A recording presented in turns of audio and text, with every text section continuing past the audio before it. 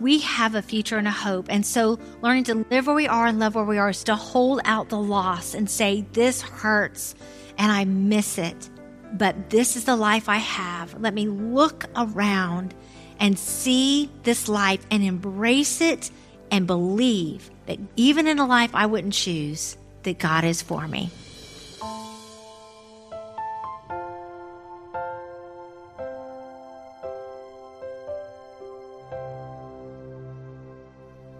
Hey there. So glad you decided to take a listen to A Widow's Heart. I'm your host, Pam Lundell. I'm a longtime Twin Cities radio personality, and my husband John went to heaven years ago, and in return, God gave me a heart for widows. I know you'll enjoy my guest on this episode, Lisa Appelo. I featured Lisa's story in episode 8. That's episode 8, if you'd like to go check that out. Lisa has incredible faith resources for you on her website, too, lisaappelo.com. It's Lisa, Appelo.com. And today, I'm sharing her live presentation at a recent yearly gathering for widows through the nonprofit Widowmite. I know it really lifted me up, and I believe it will do the same for you. I hosted the event, so it starts with an intro from me.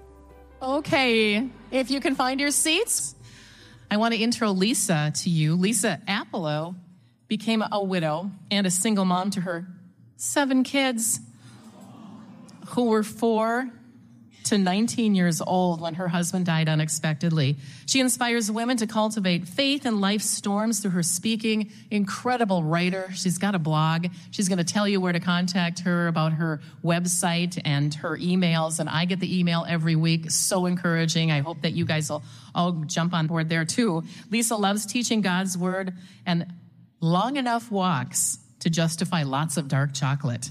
I like that too.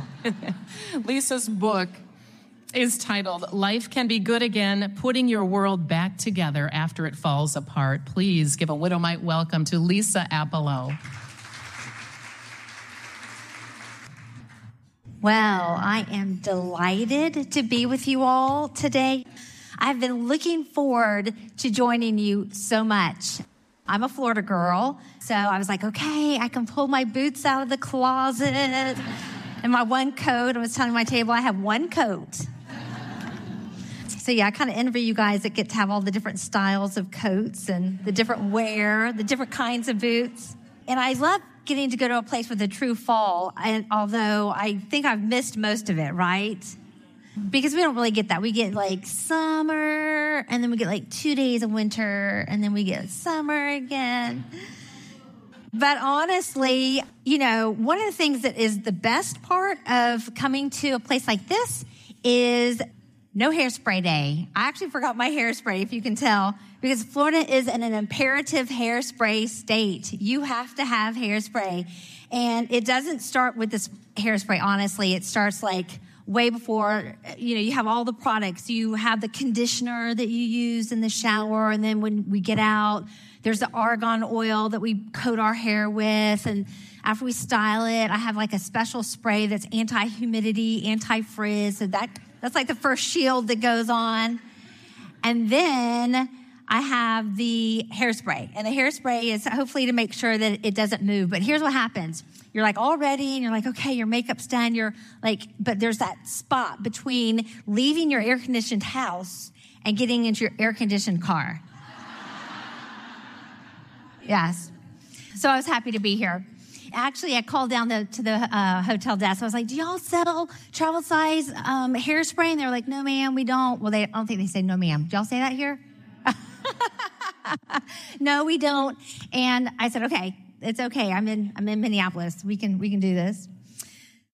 My daughter, my second child down, is a girl, and she is a pilot. She's actually a nurse by profession, but she loves all things adventure. And so several years ago, she went out to California to travel nurse, and she also had her private pilot's license. So she would, on her days off, she would get into a prop plane, and she would fly from San Diego east over those mountains of California, and she would send me pictures of her, in the plane or what she was going over. And this is typically what it looked like. This is what she would send me, which is so pretty. But, I'm from Florida. Everything is like so green. And even the mountains I'm used to are the Appalachian Mountains. They're lush, they're green, they're thick. And so when you go out to California, it's really dry. It's a very desert, and especially once you move east of California, you get into that desert, dry area.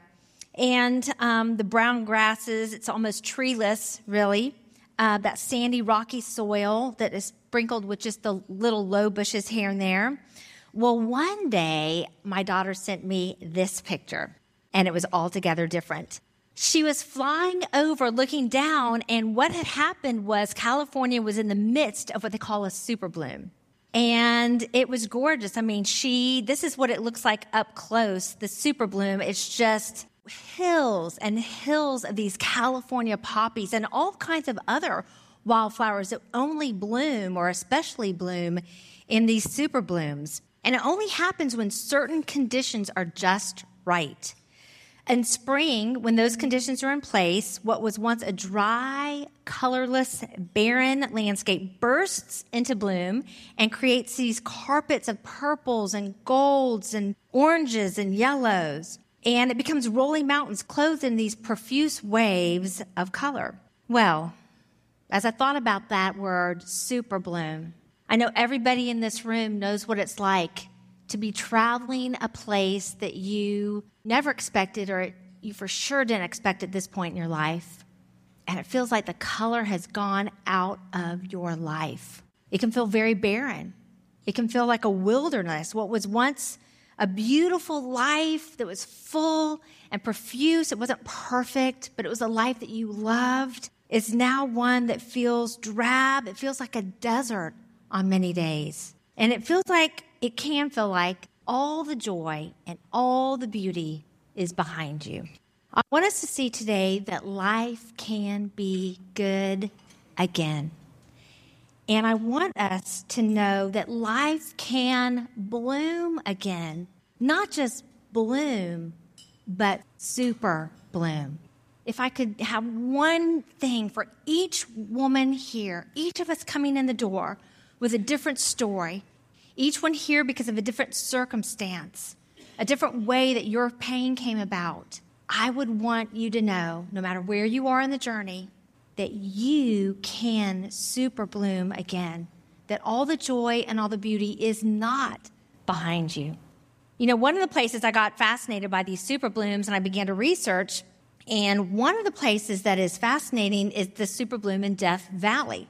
So Death Valley is the hottest place on earth. It has the highest recorded temperature of 134 degrees. Can you imagine that?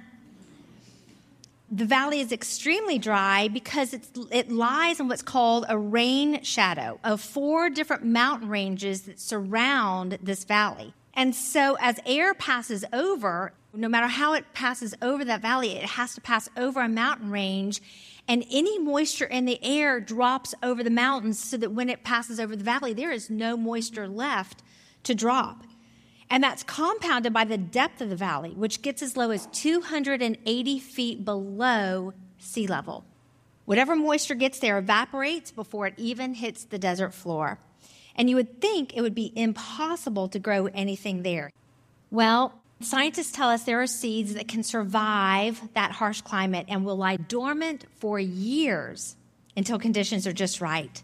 What kind of conditions? First, there must be years of drought.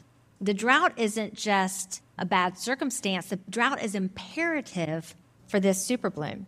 The drought is actually critical to a super bloom because it kills off the invasive grasses that come in and would choke out any of the flower seeds. And so because of that drought, those invasive grasses are killed off. And then there has to be an unexpected storm that brings with it a lot of rain. And when that rain comes after years of drought, when that moisture finally hits that valley floor, those latent seeds that have been lying there in their hard shell break forth through their hard casing, and they bloom in wild profusion. They carpet what was once a drab, colorless valley in new life. And if you are a Googler, you can go home and Google Death Valley Super Bloom and find pictures even more beautiful than this. It's just an incredible phenomenon. One writer said this about the super bloom: the desert mixes up your ideas about what you call living and dying. You see the dreadful dead country living in beauty. You and I can experience a super bloom where there has been a death of our beloved and the drought of grief that follows. We can reopen to life. We can bloom again. And I've come to call it learning to live where you are and love where you are. I don't think a single one of us here would say, this is the chapter I'd choose. This is what I signed up for, right? So how do we learn not just to live where we are? See, a lot of people are going to survive grief. A lot of people survive unexpected and unwanted chapters, but we want to do more than survive. We want to thrive again. So how do we learn not just to live where we are, but to fully love this place as well? Even if it's a season we didn't come in, even if we're walking through something, we would give back if we could. And I just want to, as an aside, say this is in no way meant to dismiss the real pain of loss. I would no more do that. I would never come in here and tell you that that's the way to move forward. But right next to that pain of loss is a life, and a lot of life and good. How do we savor that and learn to not just write off the next years of our life, but to bloom again? So that's what I want to talk about today. Well, our unexpected in our family waltzed in one summer. Very unexpected. It was the middle of a Florida summer. I mean, I had toddlers. I had my oldest son who had just gone off he just finished his first year of college. And so me, naively, mom of 7, I'm thinking, okay, we just have to do this 6 more times and we are home free. I was really like the hub of the wheel in the home at that point. And I loved being in that place. I had worked before as an attorney, and as we'd had children, Dan wanted 2, I wanted 3. We wound up with 7. It's a whole other conference. But I was really at a place where I loved being home with them. I loved kind of just, sending them out and seeing them flourish and helping them grow and watching my husband in a job that he really enjoyed at that point. So in the middle of this, July, in waltzes the unexpected, and I was married to my high school sweetheart. Dan and I had actually met in 7th grade, and at that point, he was just another boy in youth group, like on the other side of the room. I didn't really know anything about him, but by high school, by like our 9th or 10th grade year, we had become part of a circle of friends, and we were becoming really good friends at that point. As we were going to the same school at that point, and we would go out to lunch with this group of friends, or he would go surfing. He was a surfer, and I would tag along just to sit on the beach. And one day, he brought a friend to youth group. And it was one of those after-church fellowships, like where you go downstairs. Ours was like you go downstairs, and church is over Sunday night, but the youth have their fellowship down there. And so I went down there, and he had brought a friend to church. And she had long blonde hair, like way past her waist. And word was that she had just won the Miss Hawaiian Tropic Bikini Contest. So I was like, enough of this friend stuff. And so I put the word out that if Danny Appelo asked me out, I would say yes. And it worked. Within the week, I had a date. He asked me out to go to the football game that Friday, and that was it. I honestly knew we had been such good friends. I knew him so well that I knew this was the first night of the rest of my life. I knew we would work as a couple because we had worked as friends. We dated through high school. We dated through college. I did not go away to college because I was like, I had watched my older sister mess that up, when you go off and you have a boyfriend at home. So I stayed in town. We went to college together, and by our junior year of college, we were married, and we were living in married housing. We finished school. We started our careers. We began, bought our first house, began to have kids, and life was not perfect by any stretch. I mean, we had gone through marriage struggles. We had gone through financial, hard times. We had issues or struggles raising children that we had to work through. We were not living a perfect life, but we were living the life that I wanted. we were living the life that I had really worked hard to create. If you asked me, I had intentionally made choices that would lead me to this life, not a different life somewhere else. And so I was, for the most part, very, very happy that summer. And on an ordinary night, what I thought was ordinary, in the middle of June, it was actually Father's Day weekend. It was actually early the next morning, I woke to my husband's funny breathing on the pillow next to me. It was still dark, and I wasn't even awake enough to know what was going on. I just had woken up to his funny breathing, and so just instinctively I reached out my hand and nudged him and said, "It's just a nightmare, hon." Thought he would turn over and he would wake up. We would both wake up to his alarm in a couple hours, but he did not turn over. And as I woke up more, I flipped on the overhead light, and I could tell immediately something was very wrong. So that really ushered us into a life that I had never expected. The medics were there. I did not even get through 2 rounds of CPR. My older children were right outside the room and sleeping back. All of them were, actually. My 4-year-old crawled up in bed between the two of us like she did every night. So I just kind of went in management mode, take the little ones upstairs, go get our primary neighbor, call 911. I was telling my kids. And the medics were there so quickly. And I thought, okay, he is in good hands. They shushed me out of the room, as they do, and I just remember pacing in that dark living room, saying audibly, praying, "Lord, have mercy. Lord, have mercy on my family." And they took him by ambulance to the hospital, and I followed. And right before I was going to go, I wanted to go up and see the kids before I left. And so I walked upstairs, and I will never forget walking into our upstairs. Kind of had my daughter's room and then the boys' room. There were 5 of them. They were all in there. And so I went into their room. It was still dark. They were huddled together on the floor, all crying. And I wanted to say, that mom in me wanted to say, "It's going to be okay." And I realized as those words formed on my tongue that I could not promise them that. And so I said the only thing I could, which is, "I will be back." And we prayed, and I left for the hospital.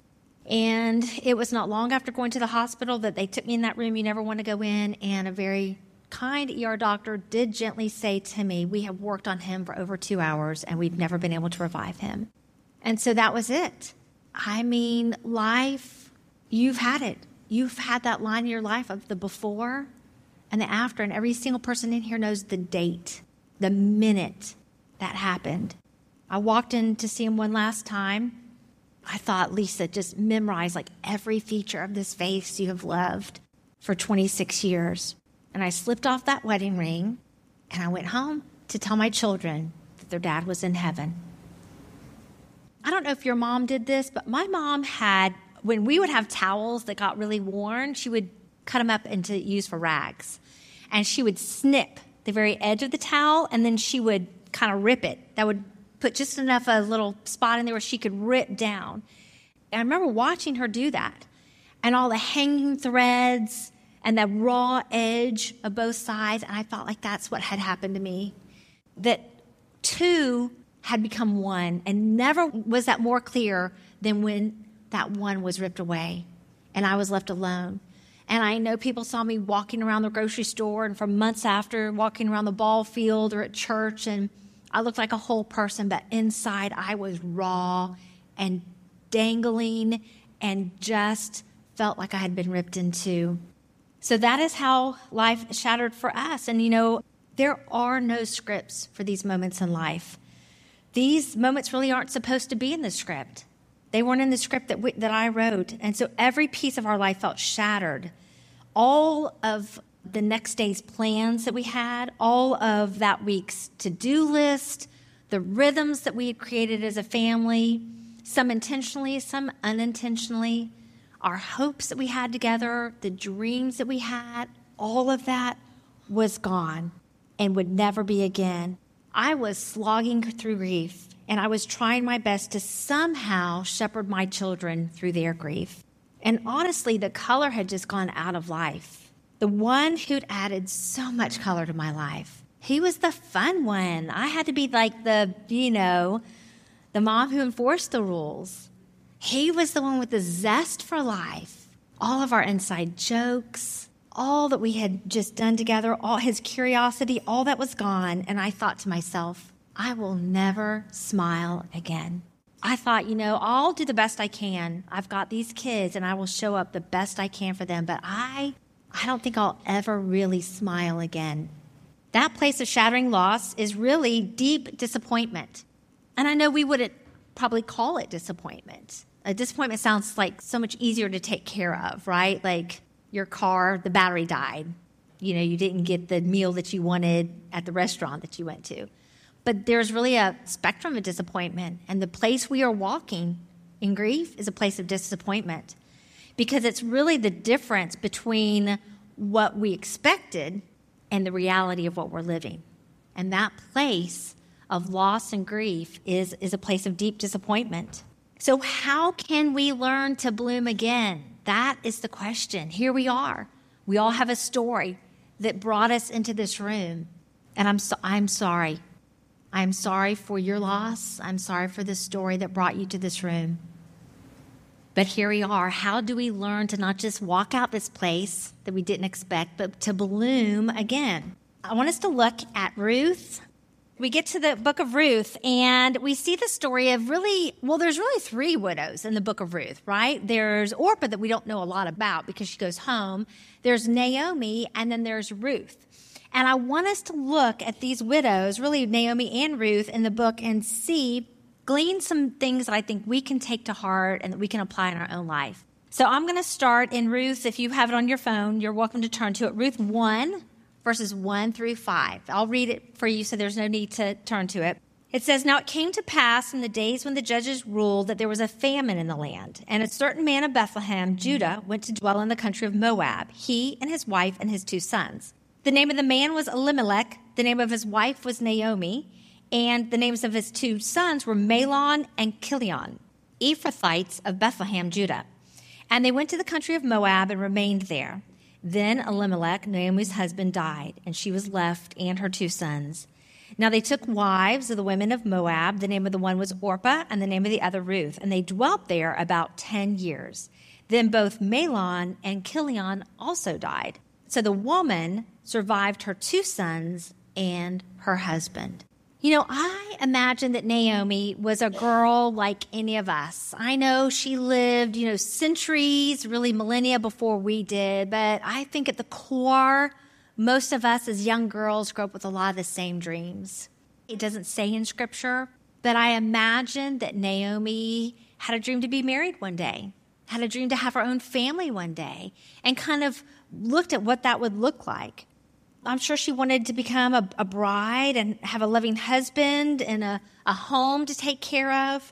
We learn a lot about Naomi and her family from these first 2 paragraphs. They look like a bunch of random facts, but there's really so much more to it when we really begin to study them. And so the first thing is that the name Naomi means pleasant. So you can imagine that she had parents who have this little girl, and they name her Pleasant. Maybe she was born to a home that was stable and happy, and they welcomed this little girl. Maybe they wanted her to have this pleasant personality, but she is named Pleasant. And then she gets married to a Jewish man from her hometown, and his name is Elimelech. And Elimelech means, "My God is king." So that tells us he had parents who have some sort of godly heritage because they named their little baby boy, "My God is king." And then it says that they were Ephrathites. And that is an early name for Bethlehem, and that means fruitfulness. So we have Pleasant getting married to "My God is king" and living in a land of fruitfulness. And I'm sure, like so many of us, that is what we imagined for our life, that it would start out and that it would be so well. Life was going very well. And, we can start out with big dreams like that and the best laid plans of what our life will look like. And maybe for a long while, even if we've overcome situations or overcome struggles, for a long while, our life isn't perfect, but it does go according to somewhat of the plan that we had. But then, like Naomi, life can take some hard left turns, can it? Turns that we never saw coming. And we've all been there. We've all seen life take a turn and really propel us into a life that we didn't expect. For Naomi, Pleasant marries "My God is king" in the land of fruitfulness, but we see that the unexpected is not far off. And so we see a couple things. One is we see that there's spiritual turbulence. It says in the days when the judges ruled. That's how the whole book opens, in the days when the judges ruled. And that is a clue to us. That is a signal that it's a time of difficult, not just politically it's difficult, but spiritually it's very dark. I mean, if you know anything about the book of Judges, it was a time after the Israelites had come into the nation of Israel, but before a king sat on the throne, and they had various judges that God would raise up. But what would happen is, they would rebel against God. The Israelites would rebel against God's ways, and they would kind of turn his back on him, and then God would allow an oppressing country to come in. So one of the neighboring countries would come in, oppress the Israelites. They would cry out to God. He would bring them another judge. And they would go through this cycle. They would rebel. Neighboring country would come in and oppress them. They would cry out in their suffering, and God would raise up a judge to deliver them and to help them to live well. And so it was in this cycle. And if you read through the book of Judges, honestly, it's shocking the way it gets darker and darker. Every time they cycle back out of obeying God, it just gets darker and darker, where people are just doing things that are violent and cruel and godless. And so it's a time of spiritual turbulence. It's also a time of economic difficulty, because it says there was a famine in the land. Now, are any of you guys farmers? It's hard for us to imagine the impact that a famine would have, but you can imagine if you're an agrarian society where you live by every crop, that a famine, a multi-year famine, is going to affect everything. It's going to affect your income. It's going to affect what's on your table. It's going to affect what's in the marketplace. It's going to affect all kinds of things. And I wonder if this is the point that Naomi has her two boys, because they are curiously named. Mahlon means sick, and Chilion means wasting. So she has these two boys and names them sick and wasting, and we don't know why, but it's maybe an indication of what was going on around her as she watched people perish in this famine. Maybe it was a problem of her own health as she carried these two boys through pregnancy, that she herself was suffering physically. Maybe they were affected as boys, as babies, by this famine, and they were sick and wasting. We don't know, but in walks all of this turmoil. And so at some point, Elimelech moves his little family next door to Israel to a country called Moab. And maybe he's looking for food, maybe he's looking for new work, maybe he's trying to better life for his family. But here, that also brings up another loss. Because if any of you have picked up and moved from your community and your family, you know that that's a loss. That does trigger grief, that you grieve the people who knew you, the community where you had roots, all of that. And when they moved to this neighboring country that wasn't even, they weren't following all the Israelite festivals and rituals and laws, but they were plunked down in this foreign country, that itself brought some loss to her. So she's separated from family and friends. She's separated from the Hebrew laws, the culture, the worship. And then comes loss of her husband. On top of all of this, Naomi becomes a widow, and this is huge. It hits deep. It's like in these two paragraphs, it just glosses over that huge loss. And yet there is hope, because Naomi has these two sons, and they get married, one to Ruth, another to Orpah, but then the bottom drops out because both her sons die. And this is just devastating. The story is so familiar to us. Sometimes we can read this and not sit in the full impact of what that would have been like for Naomi, but it was absolute devastation. She would have been, as a childless widow, she would have been among the lowest, most disadvantaged class with no one to support her. She would be dependent on the generosity of strangers. And so she has these back-to-back losses, and poof, the life that she wanted, the life that she expected is gone. How in the world do we bloom again when we're walking out a life we did not expect and we don't want? I want to give us 3 things today, very practical things. And the first is lament what's lost. Weep for it. Mourn deeply. Process the emotion. And maybe that sounds like a given. I think you all know what it's like to lament. But I think so often we give ourselves an expectation, I know I did, that we should be doing better, that we should be feeling better when that grief hits hard. Maybe those expectations are coming from people around you who don't know what it's like to lose a husband. And they are kind of pushing you to not talk about him so much, or not tell the stories, or not cry, right? Here's what I know. If we do not grieve that loss on our terms now, grief will come back on its terms later. We cannot avoid grief. We can't shop it away. We can't travel it away. We can't mask it. Like, just show up that we're fine. We got this. We can't rush it. We can't put ourselves on a timeline that says by such and such day, I will be, whether we voice that or just have that internal clock running. One of the myths busted early in grief is the idea that there are 5 stages. That's the only thing I ever knew about grief, honestly. I was so grief naive. And the only kind of cultural paradigm I had was this 5 stages of grief. Had y'all ever heard of that? So when I actually was grieving, I thought, well, my experience is nothing like what I have thought these 5 stages are. Because I just thought you will go through, and it will be hard, Lisa. It will be excruciating, but you'll just check them off. Like a little pathway, and you'll just keep going down this linear path, right? And after you've passed this one point, well, you won't revisit it again. You'll be on to the next thing. And that's not how it is it? Grief is a messy mix of sometimes all 5 stages at once. And we don't really have a lot of control over the emotions. The emotions are signs of our life that's gone wrong. They're not signs that we're doing grief wrong. And so we're thrown into this messy mix of emotions. And I was so grief naive. I wondered, is it okay to feel this? Should I be doing better now? Will I ever feel better? And because the emotions of loss are hard, they are emotions like sadness, regret, anger, loneliness, missing, that physical pain, all these emotions, despair, fear, confusion. Counselors often call these negative emotions.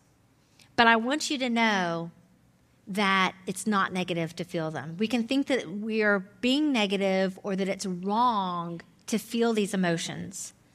I like to call them hard emotions because they are. They're harder than their counterparts of joy and hopefulness, right? Hard emotions are not signs that we're handling our hurt all wrong. They're simply signs that our life has gone wrong and we are walking out the fallout of that. But the hard emotions are honestly too much for us. I mean, I can remember having just like waking every day to these hard emotions. It was way too much I couldn't share it with my children. I wasn't about to do that. The one person I would have shared it with wasn't there, right? He was in heaven. It was too much for my family. It was too much for a friend over coffee. And we were not made for death. We were not made for death. And so when somebody dies, we find ourselves in a place of overwhelm with these overwhelming emotions that are too much for us. So what do we do with our hard emotions? We can't just bottle them up, right? That's where lament comes in. Because lament is taking our hard emotions and our hard questions to God. And it's really just simple. I mean, honestly, I was doing it for years before I knew that there was a biblical term for it, that it's all over the Psalms. We see David doing this. We see Hannah in her barrenness doing this, that is all over the Bible, where the person going through the hard and the grief goes to the Lord and cries out, "How long, O Lord, how long?" Or my soul is overwhelming me, or my bones are crushed. My spirit is crushed. And then we do the second thing, because it's more than just taking that to the Lord, those hard questions and those hard emotions. At the same time, we kind of unburden our heart and our mind of these 2 hard emotions. We surrender to trusting God. So we say, "Lord, I cannot do this, but I trust you." Lord, why? Why would you take such a great man who was doing this great ministry? But I trust you. Lord, how in the world are you going to fix 8 broken hearts? But I trust you.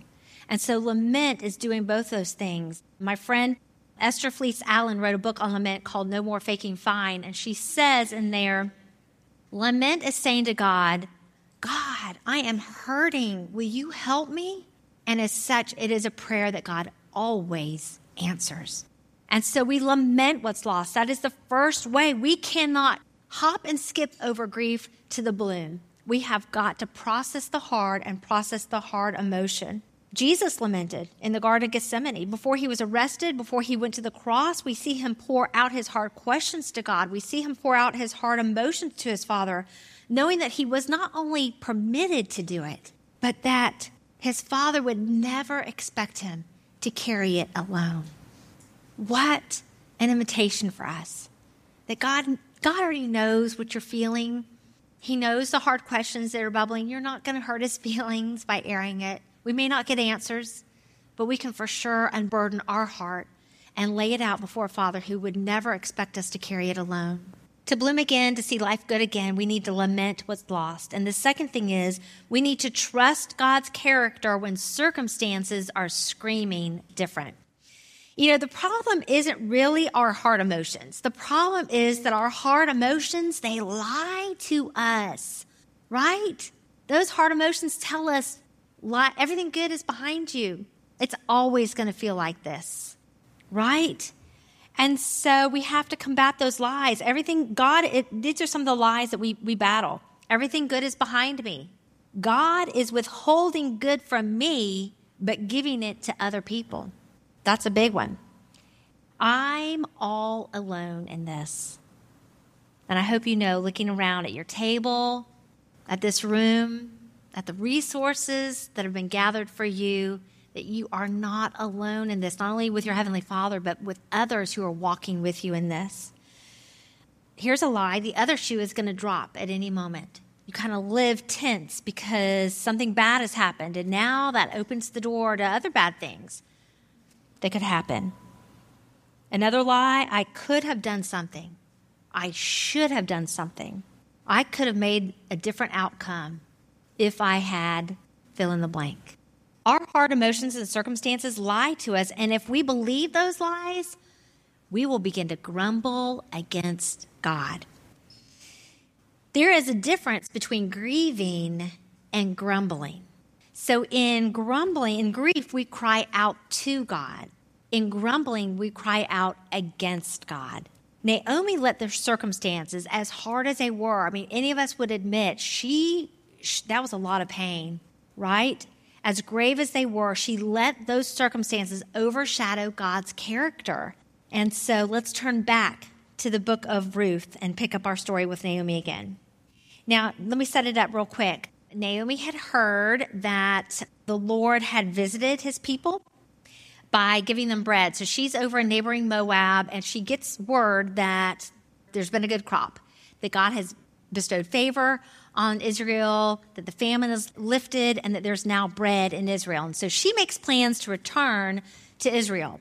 And so in doing that, she tells her daughters-in-law, Orpah and Ruth, you guys go back to your families. I have nothing for you. And Orpah weeps and says, okay. And so she does go back to her family. But Ruth says, no, I will not go back to my family. I am with you in this. I am with you. And so Naomi says to her, listen to Naomi's words. Naomi said, turn back, my daughters. Why will you go with me? Turn back, my daughters, go, for I am too old to have a husband. No, my daughters, for it grieves me very much for your sakes that the hand of the Lord has gone out against me. So there's a couple things here. One is that the very fact that Naomi sends her Moabite daughters-in-law back to their Moabite families who knew nothing about the God of Israel is very telling, isn't it? Instead of saying, you come with me, we worship the Lord, we're in this together, we're all widows, we're hurting together, but I know the Lord, the God of the Hebrews. She sends them back to really their godless families. And so Orpah goes back, but not Ruth. Ruth refuses and says that she'll go back with her. And so we pick it up. And Scripture says, now the two of them went until they came to Bethlehem. And it happened when they come to Bethlehem that all the city was excited because of them.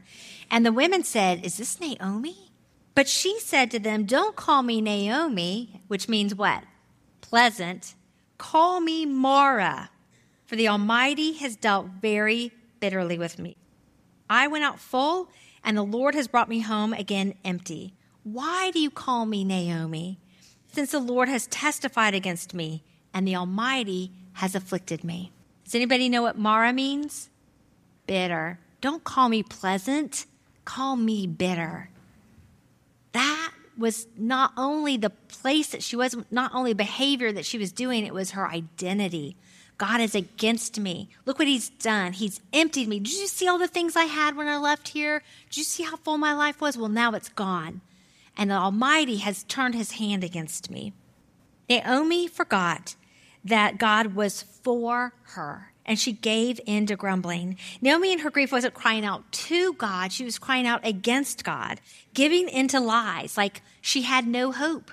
She had no future, and that God surely was done with her, had set her aside.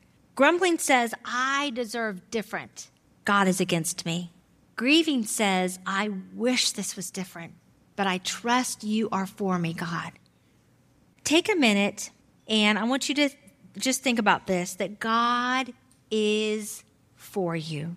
God tells us over and over in Scripture that he loves us, and we can't even begin to comprehend the length and the depth and the height and the breadth of God's love for us. And it does not start and stop. It is continuous. If we even tried to grasp God's love for us, if we thought for a moment that we could wrap our minds around it, we would have already have limited it. God's love, not just for us corporately, but you individually, is beyond anything you could imagine or wrap your mind around. The measure of God's love is never our circumstances. The measure of God's love is the cross.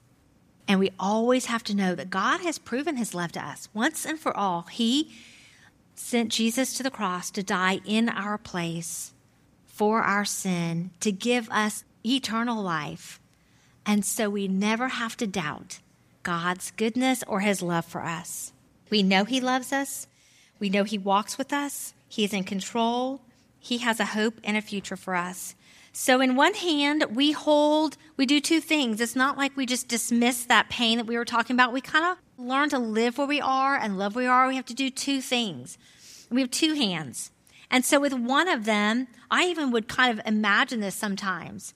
In one hand, I hold the life that I loved, the person I loved, the person I wanted in my life for many more years, who I wanted to be there when our kids graduated, to be there when my kids had a hard place, to be there to see boys grown to men. I missed him, and I lamented that. I grieved it. But in the other hand is life now. And we may not know. It may look super empty. I remember thinking, I can't even imagine what my future holds, and I really don't want it because Dan is not there in it. But look, we have a future and a hope. And so learning to live where we are and love where we are is to do both things at once, to hold out the loss and say, this hurts and I miss it, but this is the life I have. Let me look around and see this life and embrace it for whatever I can today, however I can today, and believe that God is for me. Even in a life I wouldn't choose, that God is for me. So to super bloom again, we need to lament what's lost. Second thing, to super bloom again, we need to trust God's character over our circumstances. And the third thing is, to super bloom again, we must look for the good. You know, Naomi, if she had gotten her eyes off her circumstances and looked around, she could have seen glimpses of good. She could never have imagined all the good that God had for her that was coming. None of us can. He is right now doing things for each one of us that we may see in this life, we may not even happen until we're in heaven, but he is working his good for us. And so Naomi, if she had looked around, she could have at least seen some glimpses of God's goodness. I'm going to pick it up in Ruth verses 22 of verse 1. It says, so Naomi returned, and Ruth the Moabitess, her daughter-in-law, with her, who returned from the country of Moab. Now they came to Bethlehem at the beginning of the barley harvest. And again, it just feels so factual, like this is what happened as the story unwraps. But there's so much here. There's so much goodness in these verses, in this one verse. Just as the barley harvest was starting, the barley harvest was a huge sign of God's goodness. The barley harvest kicked off spring. It was the first grain to ripen, and it was a sign that winter was over. It was a time of new beginning and new life when the community expressed joy and praise. They came together to celebrate God's goodness. So 1, the barley harvest was in. 2, the famine was over. Just as she had heard in Moab, God had indeed lifted this from the people of Israel, and the famine was over. He had provided for them. 3, she had a home in Bethlehem to return to. She had people who remembered her, who welcomed her back. She had friends and extended family in Bethlehem. And she had Ruth, this Moabite girl who she would have sent away, who she tried to talk to going back home. And Ruth said, not just like, I'll make sure you get home okay. I'll walk you back to Bethlehem and then I'll go make a life for myself because I'm young. Ruth said, I am with you forever. So often the verses I'm going to read are read at weddings, but it was a picture of Ruth's loyalty and God's provision and goodness to Naomi. She hadn't lost everybody. She just couldn't get her eyes off her circumstances to see that. Ruth said, entreat me not to leave you or turn back from following after you, for wherever you go, I will go, and wherever you lodge, I will lodge. Your people shall be my people, and your God, my God. Where you die, I will die, and there I will be buried. The Lord do to me, and more also, if anything but death parts you and I. This was a lifelong pledge of loyalty. If Naomi had once looked past her own bitterness to what was happening in Ruth, her daughter-in-law, she would have seen roots of fresh faith. Because Ruth said, your God shall be my God. That is the goodness of God. To give her a lifelong companion, she wasn't alone. She wouldn't have to eke out a living by herself. She wouldn't even have to depend on panhandling on the side of the road. Ruth would be her help and companion, and Ruth had chosen to follow God. God was also working his goodness in ways Naomi couldn't see. At the very time that Naomi was crying out against God and saying that his hand was turned against her, he was working in ways that would have blown her mind if she had been able to see it. And many of you know the story of Ruth. You know in these 4 chapters what transpires, but we don't have time to go into it, so I'm just going to fast forward through the story. Ruth is out gleaning in the fields. Just so happens, the Bible says, providentially, that she is in the field of one of her near relatives. And under the Hebrew law, he had a right to what's called redeem her. He was a kinsman redeemer. He could step in place of her husband so that she wouldn't be left a widow her whole life or childless. God had made provision in the Hebrew law to take care of the widow because he loves the widow. So he did this. Boaz did this. He stepped in and took Ruth as his own wife. And that's where we pick it up in chapter 4, verses 13 through 17. So Boaz took Ruth, and she became his wife. And when he went into her, the Lord gave her conception, and she bore a son. Then the women said to Naomi, blessed be the Lord, who has not left you this day without a close relative, and may his name be famous in Israel. And may he be to you a restorer of life and a nourisher of your old age. For your daughter-in-law, who loves you, who is better to you than 7 sons, has borne him. Then Naomi took the child and laid him on her bosom and became a nurse to him. And also the neighbor women gave him a name, saying, there is a son born to Naomi. And they called his name Obed. Obed is the father of Jesse. And Jesse is the father of, David. How could Naomi have known that God was orchestrating out of the messy mix that her life had become? God was orchestrating events that were for her good, that she would become great-grandmother to King David, who would always have a descendant on the throne. And not only that, through her line would come the Messiah. God was doing things not just in that little situation for Naomi and Ruth. He was doing something for all mankind through her brokenness. Despite her brokenness and because of her brokenness, God was at work in ways to bring about the good, not just of Naomi and of Ruth, but of all mankind. We are all beneficiaries of Naomi's loss. Let me assure you that the same God who worked in ways that were more than Naomi could ask or imagine is at work in your life. He is the same God who is right now working in your life and in mine in ways that we cannot begin to imagine right now. I hope we get to see it this side of heaven. I know we'll see it when we are face to face in heaven, that we will see how God took all these ragged threads, these raw, ragged threads, and wove them together to make and bring about his good. Even in deep loss, life can be good again. Our job is to look for that good, to not get so focused on what's missing and who's missing, and to turn the narrative that God is against us, but to trust that God is for us and to open our eyes every day and say and look for God's goodness in this day in our life. If we're going to super bloom again, we have to fully lament what's lost. We have to trust God, not our circumstances, and we must look for the good. And while we may never have seen these circumstances coming, God did. I want to close with this last thing. Something that occurred to me not in that first year of grief. I was probably somewhere in my second year of grief, and it was really hard. And I remember thinking one day, not audibly saying this, but Lord, I don't like my life. This is not what I ordered. And on the heels of that came this, that while this had been unexpected for me, that it was not unexpected for God. And that if God had allowed it, then his goodness and his joy was as much present in this part of my life as in all the days before. That God doesn't give us second best. You know, for so long I thought I will just do my best to show up for my kids, but I will never really have that joy that just bubbles up again.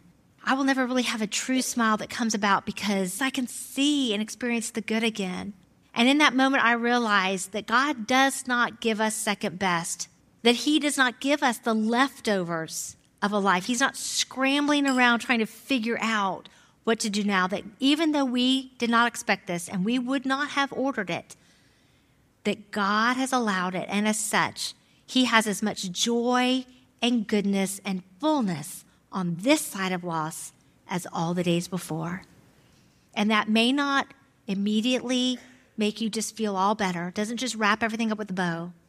But here's what it does. It gives you the truth so that on those hard days as you're lamenting and processing your loss and feeling the pinch, the pain of it, you can lean into the truth that God has good for you on this side of loss, that we can super bloom again. So good. Again, Lisa's website for more encouragement is LisaAppelo.com, LisaAppelo.com. This podcast is made possible by our sponsor, Wings for Widows, free financial coaching for widows and widowers. What is financial coaching? It's the process of working with a trained professional who collaborates with and guides their clients to reach their financial goals. And Cindy says it best from Lakeville. She went through the process with Wings for Widows, the free process, and says, I can now say I'm done dealing with paperwork and have the confidence that my future is secure financially. I highly recommend Wings for Widows to every widow, regardless of financial circumstances. In a time of overwhelming grief, it's such a comfort to have help dealing with the necessary parts of life. And if that sounds good to you, you can contact them at wingsforwidows.org. I'd also love for you to check out wowgod.com. A lot of instructions here for you. Wowgod.com, home to my podcast and so many other faith-filled podcasts. While you're there, click on A Widow's Heart and you'll find a record button. It's a new feature. It's really cool. It's best to use your smartphone. When you press the button, you'll have up to 10 minutes to share a bit of your journey or maybe how you've seen God work in your story. Again, that's at wowgod.com. I hope you share part of your story. Please check out our Facebook page too, and you can always contact me by email, Pam@myktis.com.